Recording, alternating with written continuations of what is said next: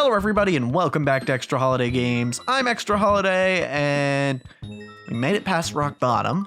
So now we're going to do, hold on, waiting for the name. It's loading. Give me a sec. What? 1 sec. Hold on. Ghosts in a Shell. Ah, that's a reference. That's a reference to an animu. Wait. Oh, I know what to do here. The shell gives you a ground pound. I see. Okay, all right. I see. That's a neat little tutorial there. I get it. 1, 2. Okay, but I have to actually like make it work, and I think I actually have to time it a certain way. So let's see. A hit and a hit and a hut, and maybe like this. Oh yeah, you can bounce higher than normal. Good. Cool. I have to get this guy over here. Okay. Think this is good. Yes. Okay. Ooh. Oh. There's a timer going. Hold on. Oh, well, this is bad. Let's just, I was going to say, let's just see how far we get, but I didn't have time to finish that sentence before I died. So awkward.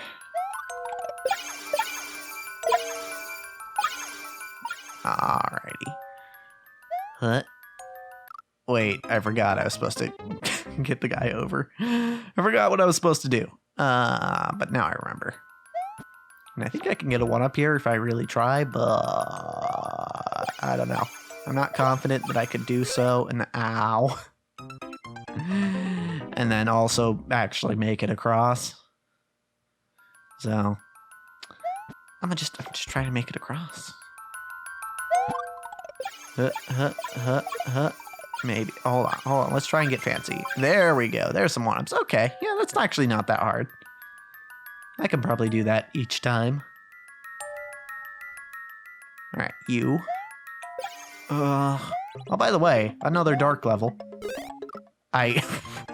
Wow. You know, I've used the term threading the needle before, but that just seems like the best example of it. I missed. It seems a little finicky when it comes to what is on top of the booze and what's not. But maybe that's just me. Doop. There we go. Yeah, that's neat. I'll take those. I can take those. We take those. What? A little too much momentum. Hopefully you can tell I'm a little rusty right now, because it's been a hot second since I last played. 1, 2, 3, 4, 5, 6, 7, 8. Okay. When all else fails, count it out. If there's anything Crash has taught me.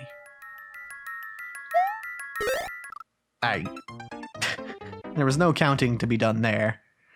I just failed. I guess I could have counted to 1 there, and maybe it would have helped, but I don't know. God, this is weird. This is weird. Honestly, I can't tell if it's the game being weird or if I'm just so out of practice right now. This doesn't seem like too hard a mechanic. It's just I seem to be having a lot of trouble with it. Okay, hold on. Boop. All right. Boop, boop, boop. Oh God. Maybe I should wait till it's going back to the right already, so I don't have to survive quite as long. Whoops.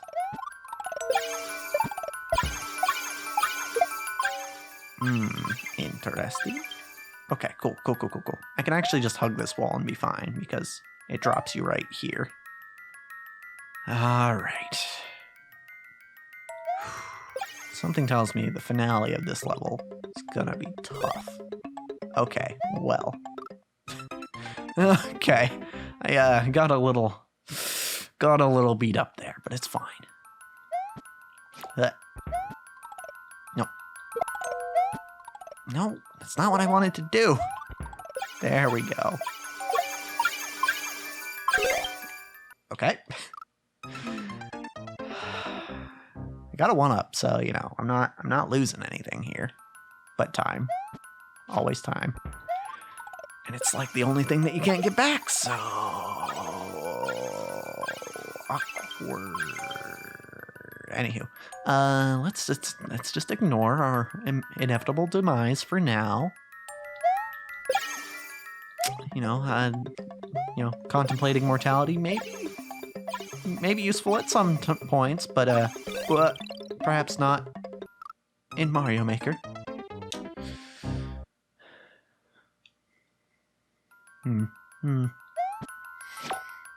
Alas, poor Toad. I guess there are. Well, no, these shells aren't. They're bones, but they're not skulls, so it's not really. I guess the Hamlet reference wasn't really appropriate. I've never read Hamlet, actually. And that may or may not surprise you.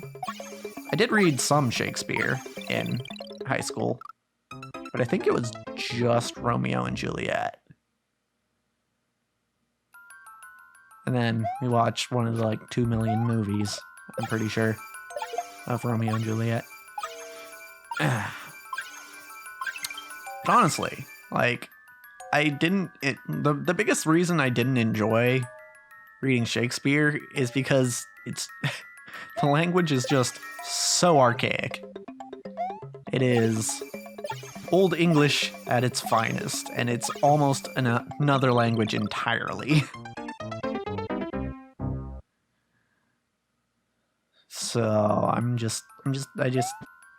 I kind of just zoned out, and I don't think I'm the only one who did that reading Shakespeare. Yeah, and I'm sure. Oh, what am I doing? I'm sure it's like really good. Shakespeare is like the writing. I'm sure it's pretty great. You know, otherwise we probably wouldn't be studying it, right? But there's basically a language barrier there. Like, it took me forever to realize that the opening bit in Romeo and Juliet is supposed to be a joke. Like,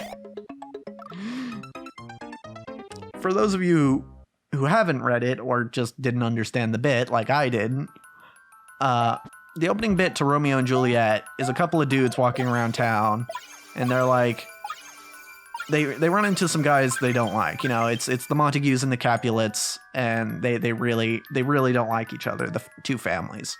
And so some Montagues run into some Capulets, and I don't remember which side is the aggressor in this situation, but one of them bites his thumb, which I guess is the equivalent at the time of, you know, flipping someone the bird. One of them bites his thumb at one of the other guys. And, you know, the guy notices, and he's like, "Hey, what the dude? Did you just flip me off?" And he's like, "No, I didn't flip you off. I'd flip someone off, but it wasn't necessarily you. But like, if you think I flipped you off, then that's probably like a personal problem or something." That's basically the joke at the start of Romeo and Juliet.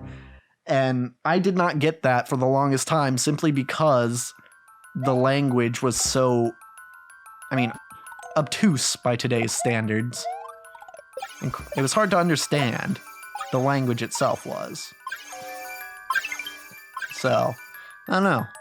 I feel like, I'm like 90% certain it's already done, because it's actually an exercise they had us do in school. But like, I'd love to read just like a faithfully translated version of Shakespeare, like basically any one of his plays, just to be like, oh, okay, now I get it. Now I get... Now, oh, what the... Okay, I really don't know how I'm supposed to get past that wall of booze. It's interesting. Like, I assume I'm supposed to jump on him at some point, but it didn't really seem like I had the opportunity.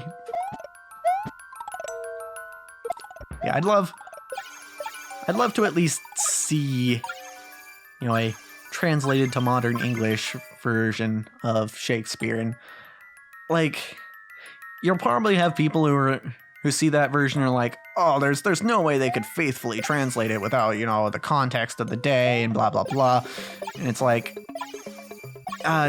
okay, but like, maybe you're right, but also, like, if I can't understand it in the first place, then how's that any different, you know? How's that different than just not getting the context? Oh, I know what that P-switch is for. There was a door up there. Although I don't think I can go in the door. Unless there was a block that... or a coin that turns into a block up there. Maybe.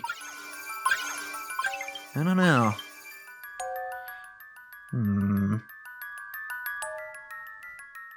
I don't know.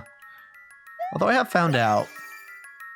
Well, this is a fairly recent revelation, so I don't know how accurate it is, but I do actually kind of like the idea of...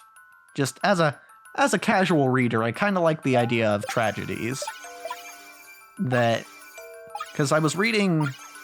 I think I mentioned somewhere that I was reading the official lore for D&D, and currently my favorite part of that lore is the lore for the Raven Queen, who was essentially a elf who was a queen who wanted to unite the two, like, combating elf gods. And they weren't like openly combating, but they had a rather large disagreement, and it led to a split in the elves. And so this elf queen, who was very powerful, her plan was to acquire enough power to become godlike herself, so that, you know, she had the respect of these two gods. And so she went through with her plan, used her subjects helping her and to do so, but she was thwarted by basically her most powerful mages, who were like, hey, we can take this thing we're doing and we can use it to give ourselves power. And in doing so, they effectively corrupted the ritual, and I guess, I don't remember, I only read it once, so I don't have it totally memorized, but the way it worked out is they effed up the ritual because they wanted to become powerful themselves, and as a result, it kind of shattered the queen's being. So it gave her immortality, but like at the cost of having to, of losing her physical form. And like the only thing that's holding her together now is her memories and the memories of others. And that story actually, like, I don't know why, but it struck a chord with me. Like she was just trying to do the right thing, and she got screwed over by the people around her. And that's just really sad, you know? And I felt for her there, which is weird, because I generally don't have strong feelings when it comes to things that I read, you know, fiction that I read. And that's probably part of why I'm not really a big reader. But that was like, that actually got me to be like, oh man, that sucks. I feel bad. That's currently my favorite part of the official D&D 5th edition lore. I don't know how different 5th edition lore is from 4th or previous editions, but yeah, It's interesting, right? And it's funny because I kind of want to, I kind of want to implement that story into my own campaign, but it'd be weird to do that and also implement the gods I want to implement, the other gods I want to implement, because I've already got one or two of them planned out. Because like that story very much, well, at least in part, relies on the story between the two, well, the two major elf gods. And so I would theoretically that would mean I would have to include them. I mean, theoretically I could just give them different names and change or tweak the story a little bit, but I don't know. I don't know what I'm going to do about lore just yet. Aside from, I have at least 2 gods that I know I want to include. And a general idea of what's going on in the multiverse that I'm designing.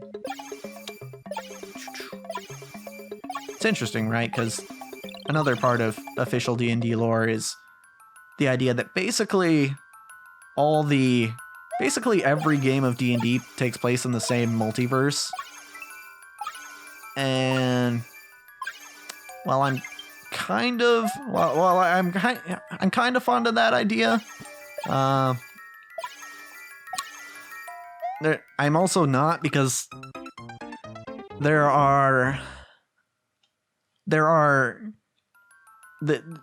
also seems to be this sort of assumption that like the multiverse has like these specific gods. So I kind of feel like I need to make my own multiverse. And I don't know. It's a little, I don't know. I don't know what to call it. It's just tricky. Tricky is probably a good word. I don't know. I don't really necessarily consider myself the best writer, but, well, especially when it comes to fiction. But, oh, well, I am, I'm trying. Right, and that's part of why I've been reading all the official stuff, is because I could probably use the inspiration. Again, I'm not much of a reader, so I don't have other stories to draw on, really. I mean, I can draw in real life, and undoubtedly I will, and have already, but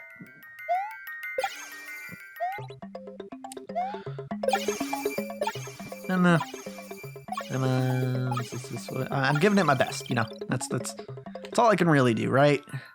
It's just do my best, and then, you know, try. Hope it turns out well. I managed to hit the very bottom boo, but none of the other ones on top. Alright. One more try here. This doesn't seem like a crazy hard mechanic, it's just seems precise. I will say, getting a little tired of these dark levels. Like, I appreciate that he's giving me light every time I hit an enemy, but like, it's partially just the aesthetic, and partially just I'm tired of not being able to see everything on the screen.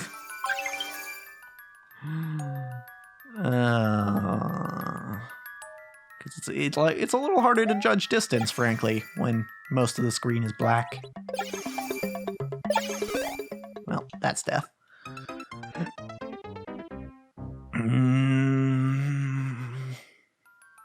Wonder how many more dark levels there are. Hopefully not a ton. We'll see. Alrighty. Okay. Come over here, boo. I guess I should probably say the mechanic I've said already is not terribly hard. Well, it doesn't seem terribly hard. That's death. but I am a fan of it. It's very precise, but it does feel pretty rewarding to pull off. Probably not my favorite thing so far in this world, but it is. It's all right. It's all right. What? I think I'm gonna have to lower my mic after this episode because I'm definitely noticing it in my vision. Or maybe I could just ignore it. We'll see. Alright. Alright, booze. There we go. Yeah, see, that's what I didn't get the first time, is that I was supposed to use the singular boo to get rid of the others. Okay. Alright, this is the tricky part. How do I want to do this? Can I... There we go. Okay. Is there a checkpoint coming up? I hope there's a checkpoint coming up. Because just getting here took me 20 minutes. So...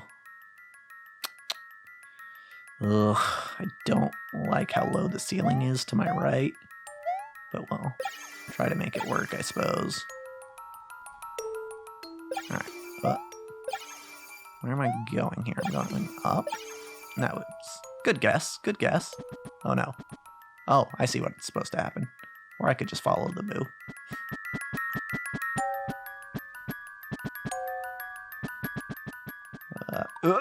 Haha. Okay, well, timing was bad. Ah, there's the checkpoint. Ooh. You know what? We'll hit that checkpoint next time. Because, as for this episode, that's a wrap.